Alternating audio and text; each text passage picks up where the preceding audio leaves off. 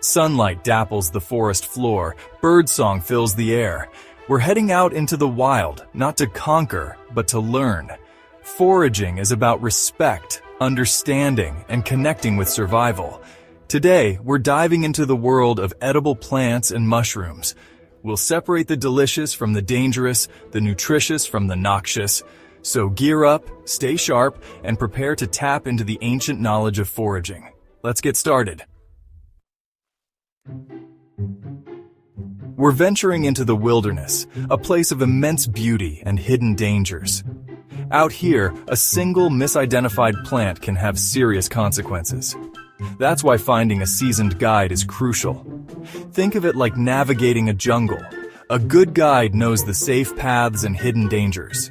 They can differentiate between a harmless plant and its poisonous twin, a skill that could save your life.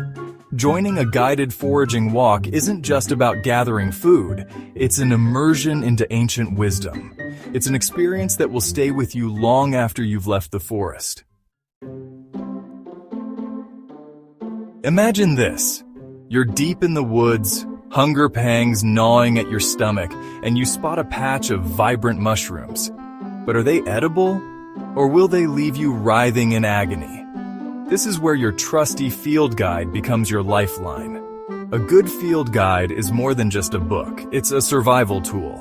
It holds the key to unlocking nature's pantry, packed with detailed descriptions and crucial information on edible plants and their toxic lookalikes.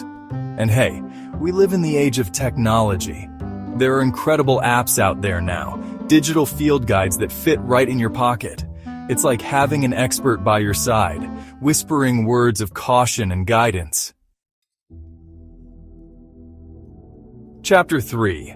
Deadly Doubles. Identifying lookalikes. Nature's a master of disguise. What looks like a harmless berry could be a wolf in sheep's clothing, ready to deliver a nasty surprise. Take the death cap mushroom, for example. It looks deceptively similar to edible varieties, but ingest even a small amount and it can be fatal. That's why recognizing these deadly doubles is paramount. Study those field guides, memorize the differences, and remember, when in doubt, throw it out. If you're even slightly unsure about a plant's identity, don't risk it. Leave it be and live to forage another day. Chapter 4. Respect the wild's sustainable harvesting. We're not just visitors in the wild, we're part of its delicate ecosystem.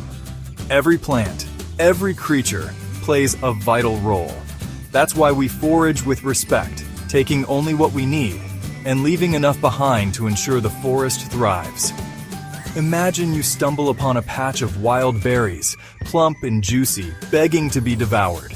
Resist the urge to strip the bush bare. Remember, sustainability is key. We want to ensure future generations can experience the joy of foraging. So tread lightly, take only what you need, and let's preserve this precious resource for years to come. Chapter 5. Preparation is key from forest to table. You've gathered your bounty, your backpack brimming with nature's goodness. But the adventure's not over yet. Now it's time to transform those wild ingredients into a foraged feast. Some plants need a good wash, others a thorough boiling to neutralize any toxins. Always double-check your field guide for specific instructions on how to prepare each plant. There's nothing quite like savoring a meal you've foraged yourself.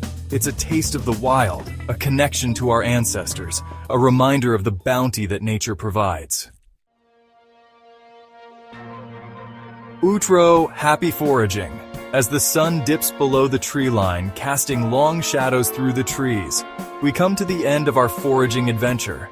Remember, the wild is our classroom, and every experience, a chance to learn and grow. The more we understand nature's rhythms, the better equipped we are to survive and thrive. Keep exploring, keep questioning, and never stop learning. Now get out there, explore and discover the hidden treasures that await. Happy foraging! If you like this video, like and subscribe, and thank you for watching.